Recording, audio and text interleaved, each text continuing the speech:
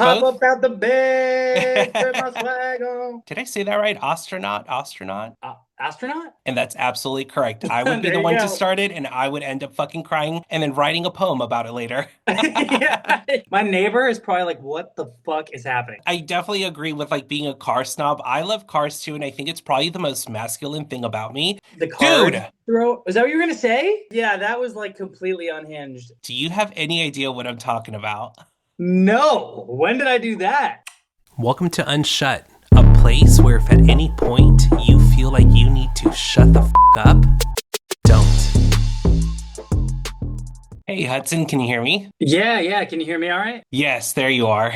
How's your day going? Amazing. It's good, dude. How about yourself? Doing good. What's in that cup? That looks good. This is green tea. Oh, very cool. Okay. Maybe it's just the cup I like. It's like clear, very aesthetically pleasing. My girlfriend's mom works for CB2, so we have like a billion cups, like so many cups, way too many to ever even use.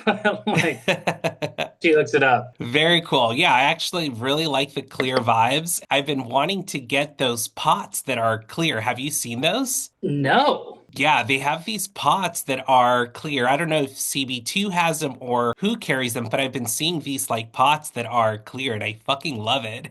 Ooh, dude, I just Googled them. These are awesome. Right? Aren't they such a vibe? Yeah, that's such a vibe. I love that. Amazing. Well, we're definitely not going to talk about cups and mugs the entire time.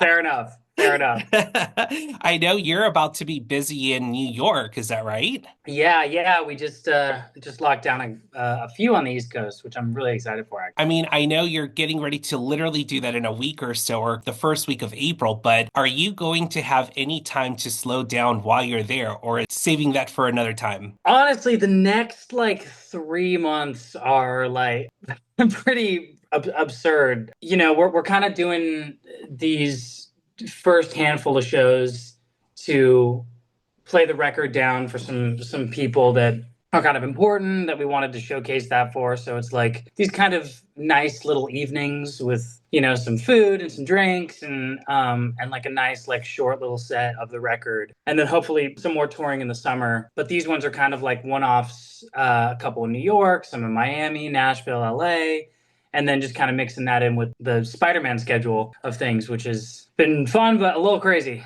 So, I mean, it looks like you're probably going to have to contemplate slowing down probably in the fall or winter, right? Yeah, I've been staring down the barrel at this kind of time for a minute. So I feel like good and like ready for it, and I'm able to schedule it out, I think, in a way that I'm not too stressed. But yes, definitely in the fall I'm going on vacation. Amazing. Well, listen, I'm super excited to have you. I Yeah, don't thanks for having me, know. man. Yeah, of course. I'm not sure if, Nate talked to you about the premise of the show at all. I know we've kind of contemplated doing an episode together for a few months now, and it's just been busy, but I know Yeah. that the one thing I'm mostly excited about is that you're doing a lot of press right now. So I'm able to kind of shake things up for you a little bit, and hopefully you find it refreshing. I know. Yeah, no, this is great, and I'm looking forward to it. Well, I mean, that's definitely how we're going to kick things off today. This is how we're going to break the ice with you a little bit, just to kind of set the tone for how random shit's going to get. But I promise you it's not going to be too scary. But No, you're good, man.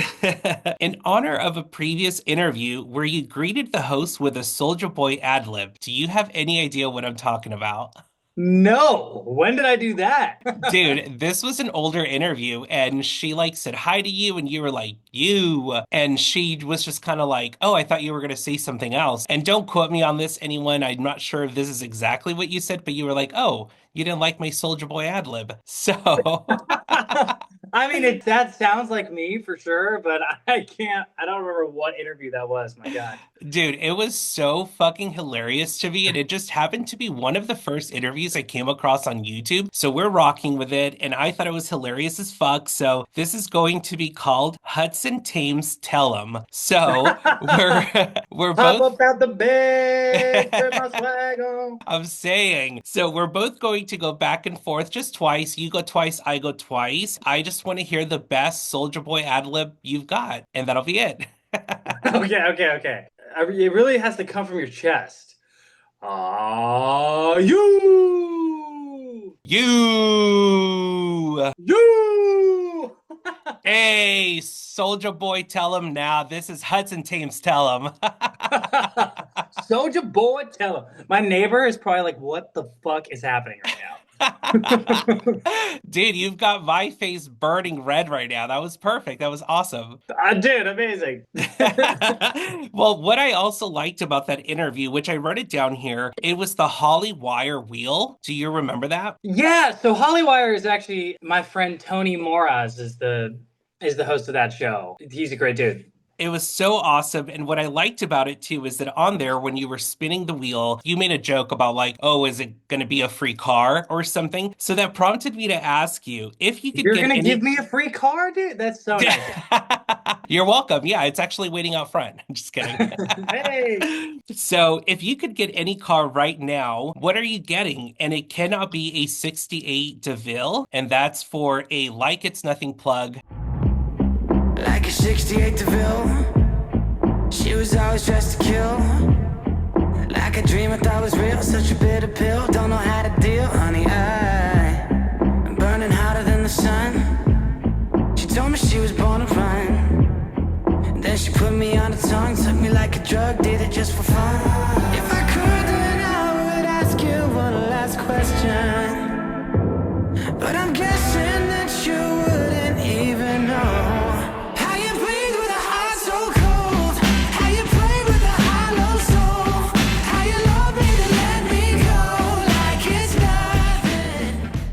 You use your homework. I'm impressed.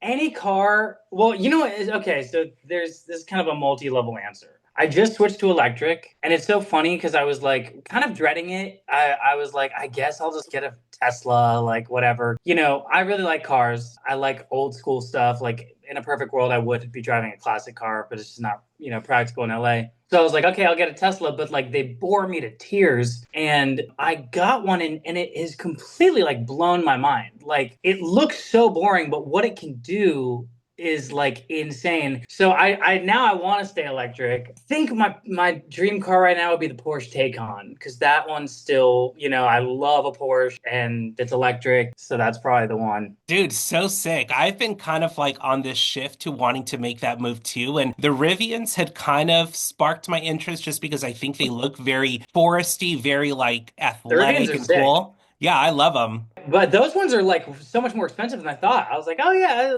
whatever, it'd be cool. And I was like, whatever, like it was wild. They're nice, but they're not that nice. Just kidding, Rivian. Just kidding.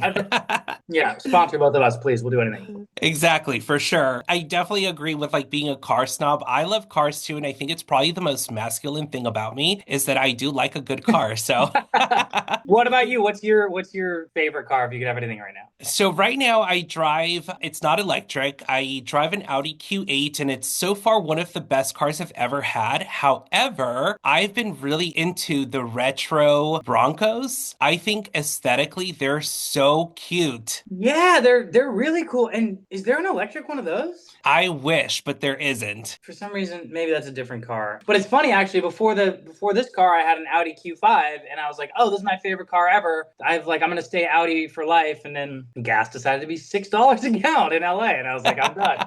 Dude, I know. Well, my favorite part, I used to have the Q5 as well, and I used to always tell everyone my favorite part about it is that it looked a little heavy, but it would pick up like a sports car, and I was so surprised by that. I know they can jam around, and I've heard great things about the Q8. I looked at the Q8 electric, but it's like a bajillion dollars. This is probably the straightest conversation I've ever had on the show. I like it. Don't worry, I'm heavily Metro. We can sway this as much as you want.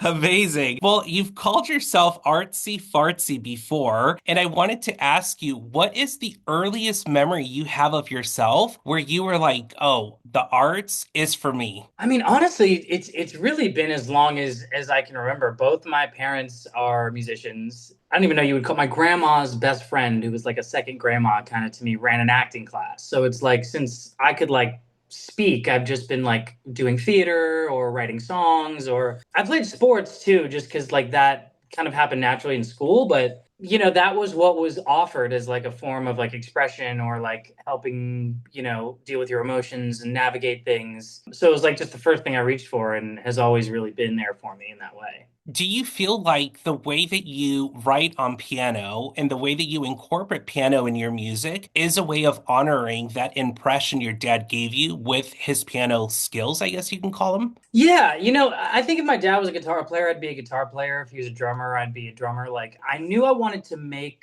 music, but I didn't know how to play an instrument. I started writing songs like really young, and I think my dad didn't really take it very seriously. He was like, "Okay, cute, you wrote a song, whatever." And I was like, "No, no, seriously." And I would like sing him these like start to finish like verse, chorus, bridge, chorus songs, and he would be like, "Oh, okay." And so he was just trying to help me kind of finish them. And he would, score along piano. And then I was like, well, teach me how to do the piano part too. And so it was kind of like a means to an end almost. But because it like started that way, his like style, which is very like honky tonk, Bob Seger kind of style, is like very baked into my playing too, which is kind of a cool thing. Will there ever be a collab with you and your dad in the future? Like, especially now you're older, you're no longer that adolescent kid. I mean, maybe you're still looking for approval from your dad with some things, but you're independent, you've kind of grown into your own. How do you think a session in the studio would go with your dad now? So the people who are closest to me know this. My dad and I actually,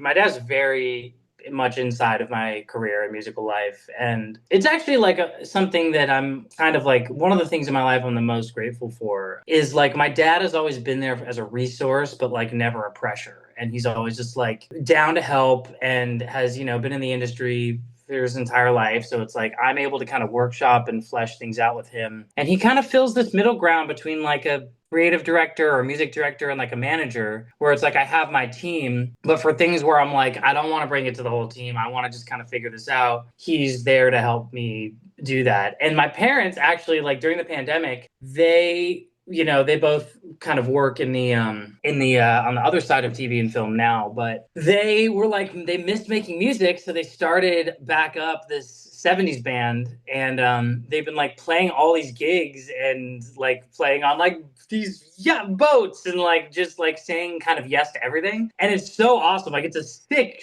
show. They put on like an amazing show. It's like an 11-piece band with horns and background singers, and so when they do shows in LA, I come up and I'll do a song or two with them. No, I love it so much. And I'm so glad you brought up like the whole 70s thing because I thought that was the most genius shit ever with them doing this, like, honoring the 70s vibes. And now I'm having a brain fart because I don't remember what era Sonny and Cher. Sonny and Cher, I think is 70s, maybe a little 80s too, but definitely 70s. Yeah, yeah, okay, so I'm kind of on the right track with that, but I loved that energy because I do feel like it's very nostalgic, but it's also for someone like me. I mean, I wasn't born in the 70s or 80s, well, 89, but I feel like they're able to, revive that era, and I love that so much. I am a geek for it, and so when I saw that they were doing this like duo 70s thing, I'm like, that is the sweetest shit ever. To hear that you That's join them, that's fun. that's awesome, man. I love that you dig the 70s. I do too, man. I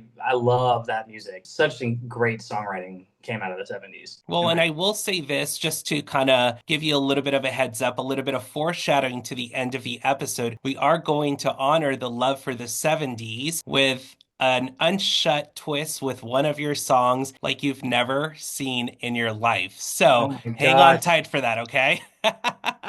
Okay. Well, you've also been very open about your love for skateboarding, and I've been curious to ask you, what can you say in your opinion skateboarding, music, and acting all have in common? Ooh.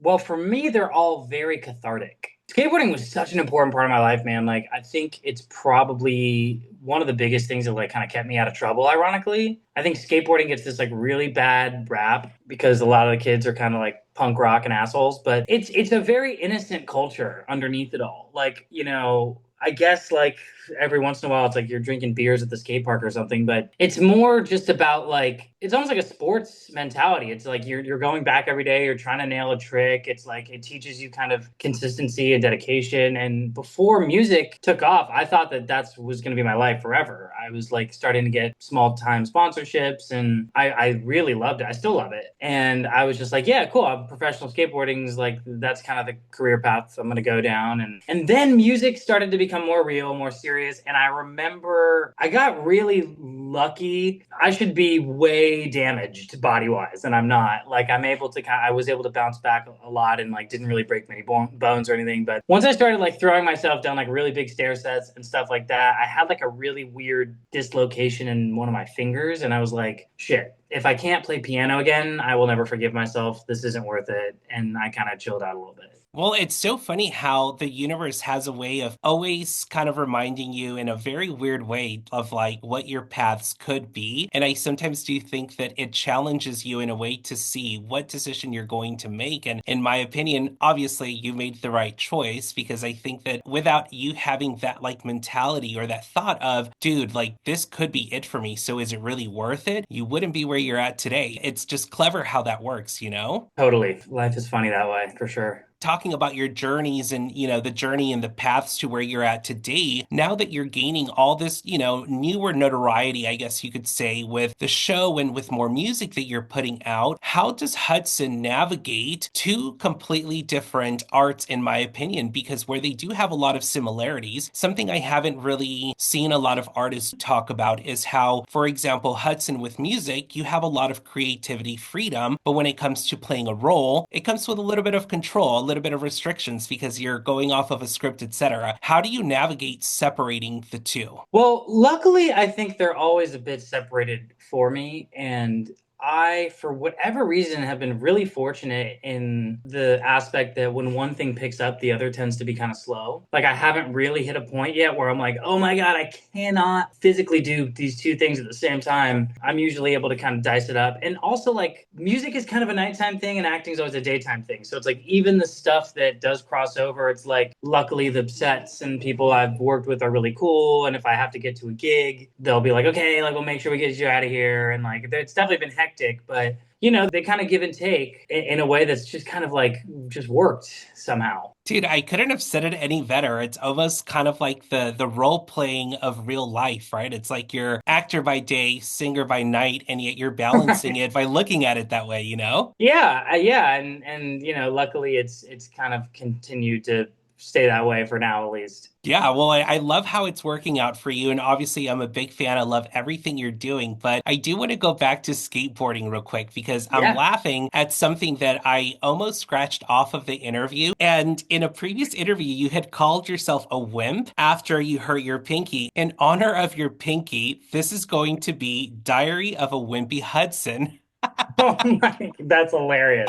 So I'm going to throw these speed questions for you real quick, just so I can honor that segment since you brought up the pinky. Let's do it real Yeah, quick, let's do okay? it. Let's do it. For the record, I've never read these books before. I've just looked them up. You had used the word wimp in an interview, and immediately I was like, Diary of a Wimpy Kid for some reason, so we're rocking with it. But I guess the books were about this kid who's like trying to, navigate middle school, etc. And in the books, he has a nerdy best friend. So that's the first question. Who would be your nerdy best friend in the books? Well, it's probably someone that you don't know, but it's hilarious. I have like he's not really nerdy, but he is nerdy. It's my one of my best buddies. His name is Nash, and he's like nerdy in a music gear way, which like I kind of am too, but he's like, we tour together, we play a bunch of music together, a bunch of shows together, and like I just trust this dude to figure out anything in that realm. And did you say his name was Nash? Mm-hmm. Dude, that's like such a good character name too, so it works perfectly. Yeah, he is a character indeed. Out of all of your siblings, who is more likely to start a play fight but end up crying? Definitely middle sibling, Connor. That's definitely me. I'm the middle child, and that's absolutely correct. I would be There the you one go. to start it, and I would end up fucking crying and then writing a poem about it later. Yeah. Okay, quick. Can you give the camera your best ow, I hurt my pinky look? Go. Perfect. another reason why I thought it was so funny that you had used the word wimp and then you talked about your pinky is a few weeks ago, or a little bit over a month ago, I sliced my finger almost completely off on a mandolin. Have you ever heard of those? Dude, yeah, I have one, and every time I use it, I have that like fear where I'm because it's so sketchy. Like, Yeah, it's definitely something I will not ever recommend, but just use it safely. It was the whew, most tragic shit I've ever gone through in my life. It was awful. I'm like literally 1 second just going, and I look away for 1 second. I don't have the guard on because it was my first time using it. Finger almost completely gone, but it's like completely healed. Like nothing ever even happened, but I've never oh, seen that really? much I blood. was Oh, gonna yeah. ask. Yeah, it like grew back. Like it was just the back tip of the finger, but it's like back to normal. So I guess I'm an alien in a way. Whoa, man. Well, I'm glad you're all right. What finger was it? My middle finger out of all the fingers. Well, wait, what were you cutting? A fucking cucumber, I dude. knew it. I knew it's always a cucumber on those things. And it happened to be a mini one, and the guard didn't fit it. So I'm like, oh, I'll just use my fingers. Not a good Man. idea. So don't Whew, recommend it. Toss that shit out, scary. Hudson. Toss it out.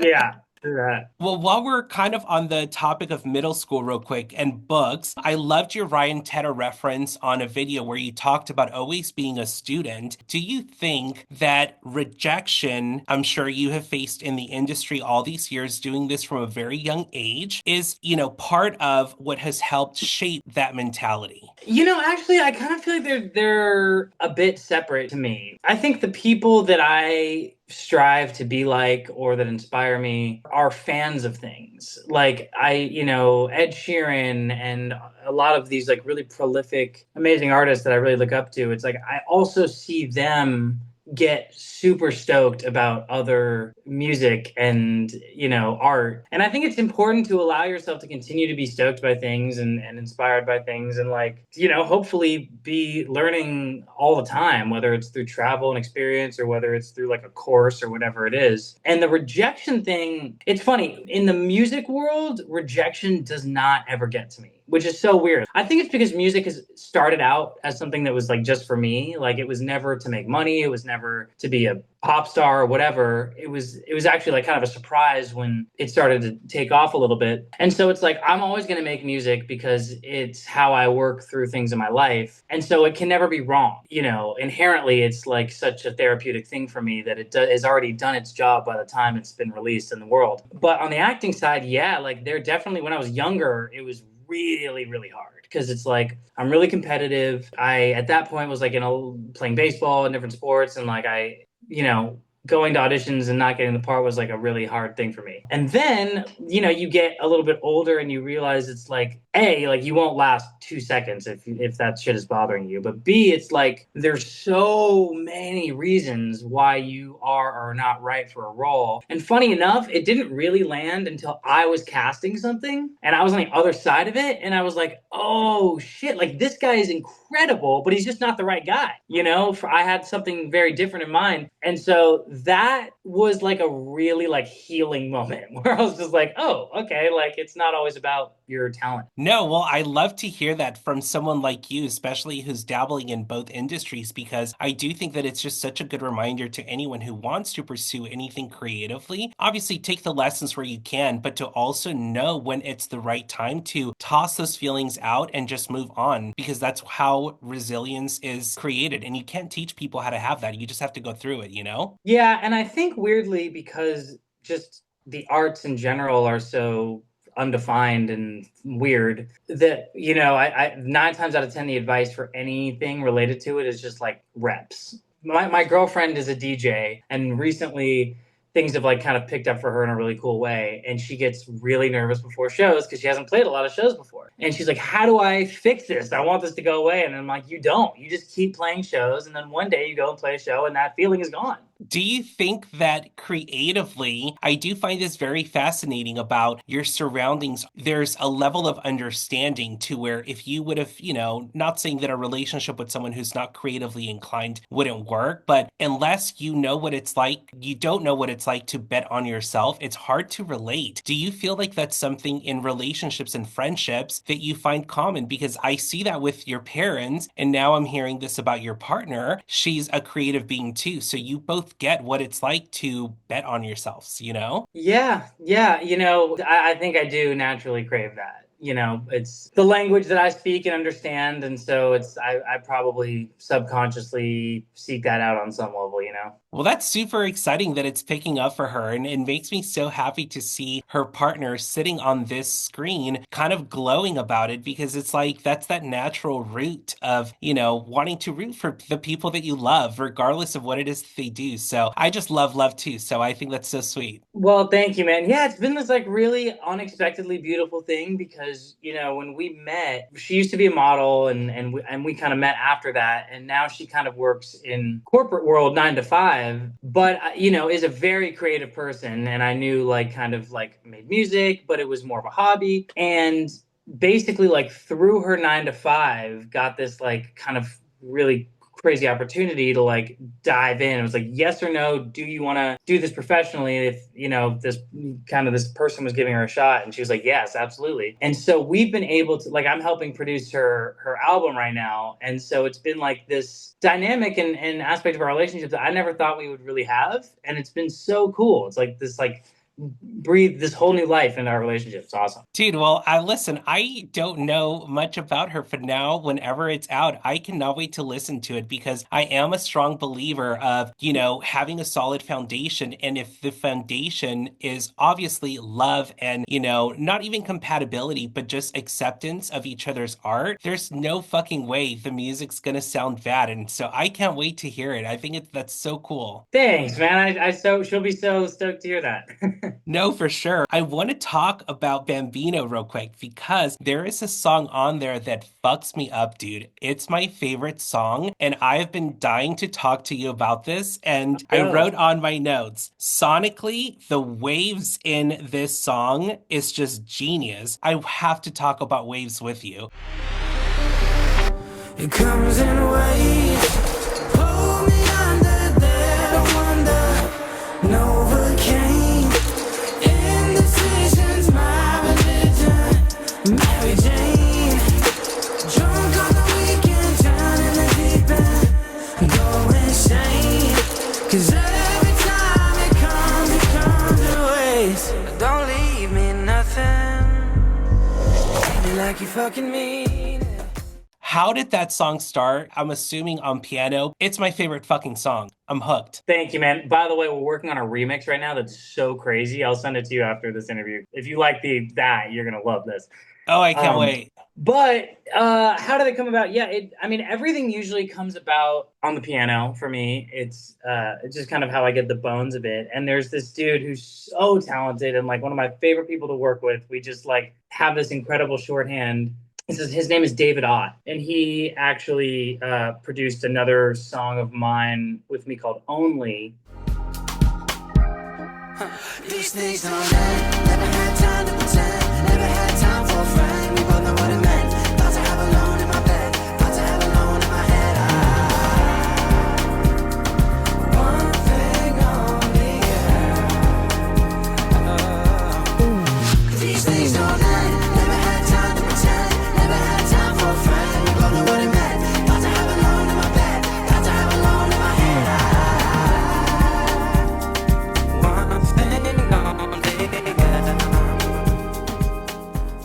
But I knew that this song, like, I wanted the production to kind of mimic what I was feeling, which was like, I was going through some kind of crazy stuff and it was feeling like it was just like hitting me in waves. And I was like, I want the chorus to just completely take a left turn every time and like kind of be a little bit of a surprise. And I just knew he was like the guy to call for that. And I think he really helped me do that. Well, it literally was the most perfectly conveyed song I have heard in a really long time because Thanks, man. I really appreciate it. dude, I geeked the fuck out over it because I was like, hold the fuck up, everyone. We're talking about the waves, like obviously the lyrics on it, I love them, but then you've got the sonic sound of it that just hits you with a sonic wave. And I'm like, I've got to know if that shit was intentional or not because, like I said, it fucked me up. I literally thought I was on drugs when I heard it. I'm like, what the fuck is this?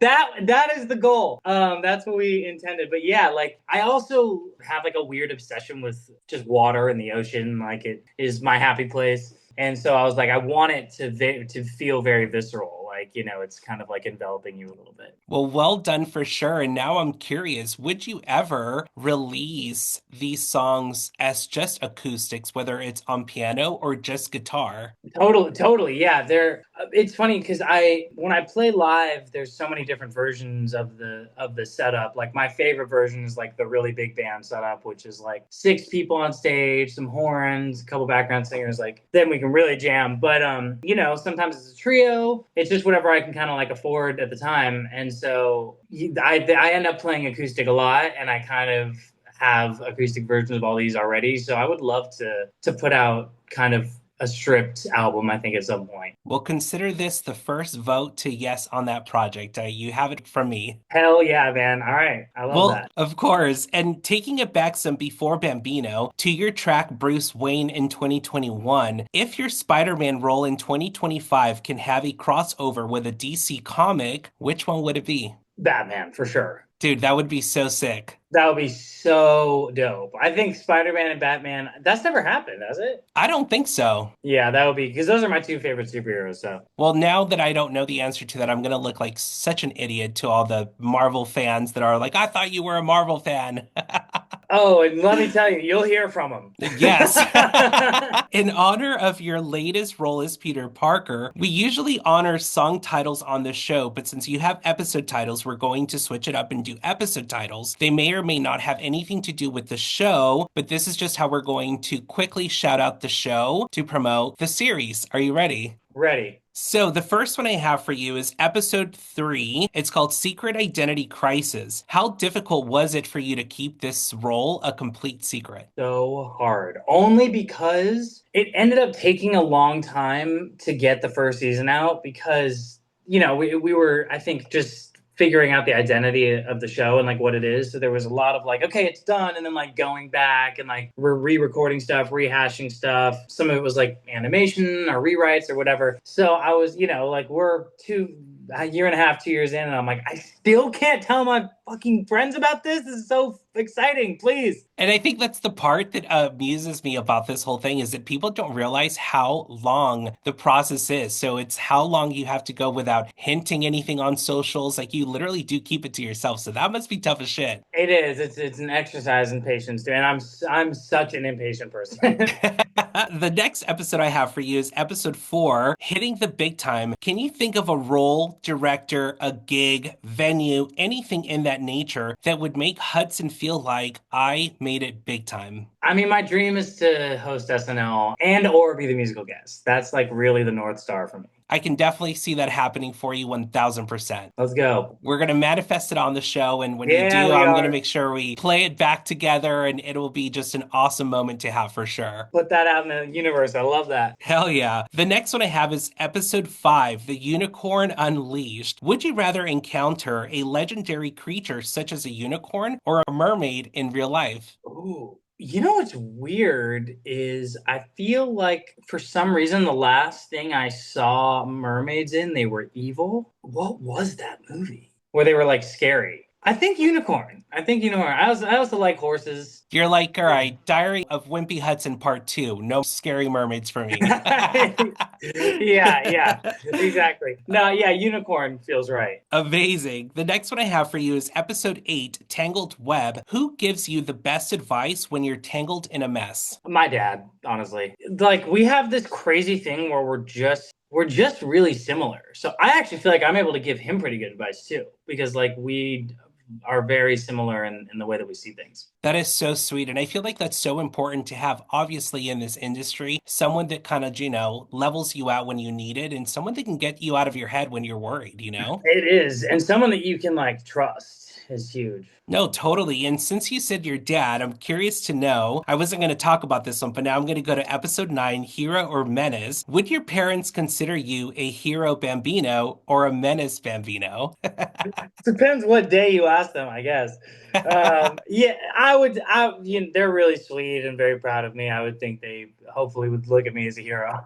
Amazing. Well, I know you've obviously been answering so many questions about Spider-Man and Marvel and that whole world, but I wanted to throw you for a loop real quick because I don't think this is a question in regards to Marvel, DC, or anything like that that you've answered yet. So, this is going to officially be called like Freaky Monday in honor of Freaky Friday, where you switch roles with someone, okay? Okay, cool. If you switched with another Marvel role that has not had its own spin-off yet, which one would you switch with? What do you mean has not had its own spinoff? Like, for example, a Marvel character that hasn't had its own show, for example, Spider-Girl, you know what I mean? Like something that hasn't had its own thing. Because at first I was gonna say Iron Man, but does the movie series qualify it as like having spinoff already? I think we can say, yeah, let's call it. Let's do something that has not been done. I know this is a tough one. Dude, this is what hasn't been done. I could only think of one, but it's so cheesy. What is the one you can think of? I can't even think of one that hasn't been already made.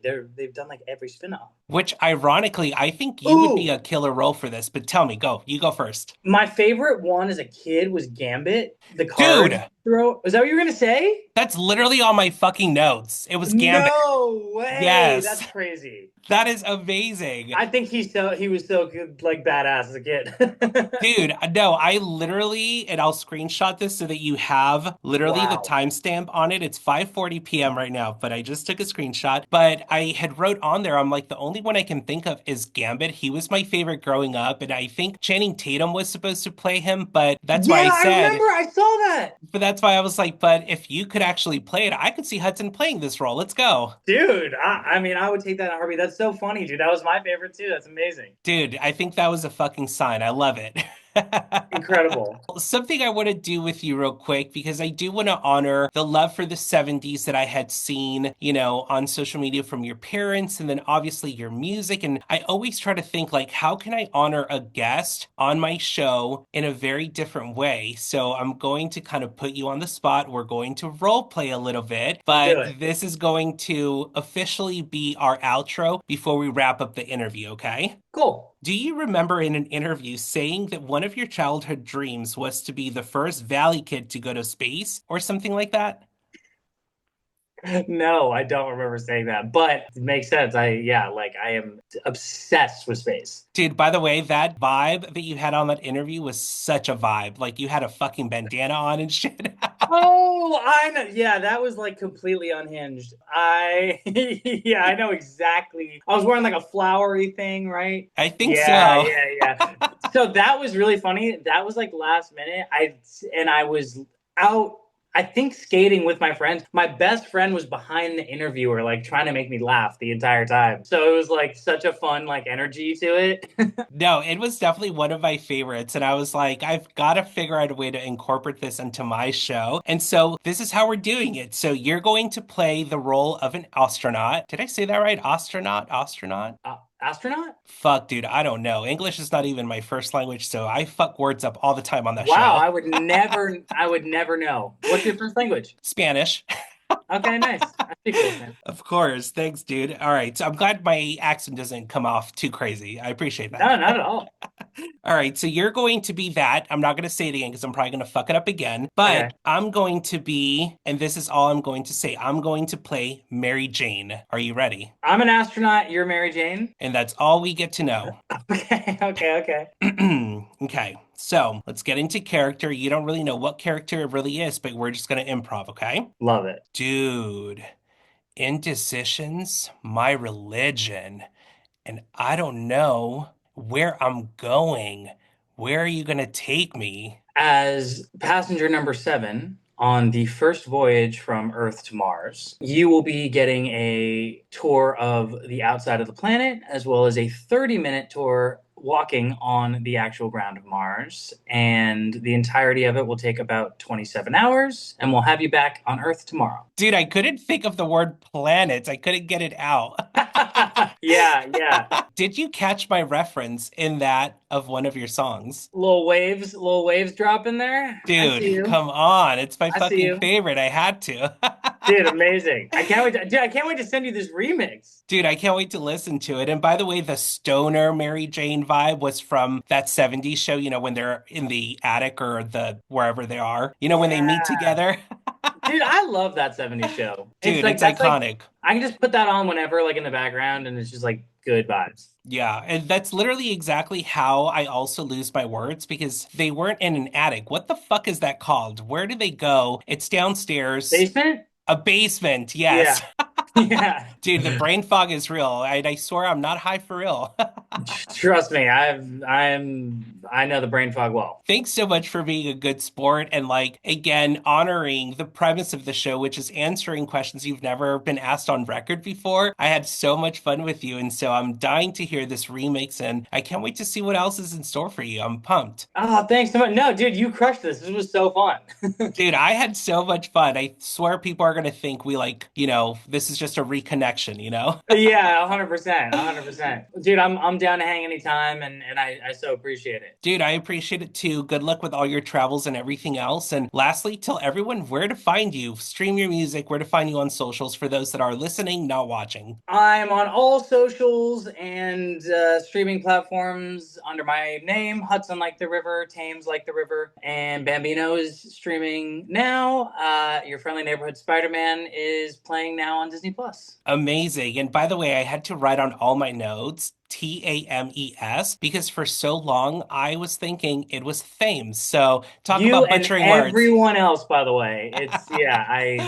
I'm like, really, Dad? You couldn't just taken the H out? Like we have to do this all the time? Like, come on. It could have even just been part of your stage name. You know what I mean? But it's all good. Yeah. Next life. Amazing. Exactly. The next life. Well, thanks so much, dude. I appreciate your time. And again, best of luck with everything. We'll be in touch for sure. Absolutely, man. So nice to meet you. You too. Take care. Peace. Hey, if you've made it this far, don't forget to follow the socials on the screen or in the description below. And don't forget to subscribe to this channel. See you next week.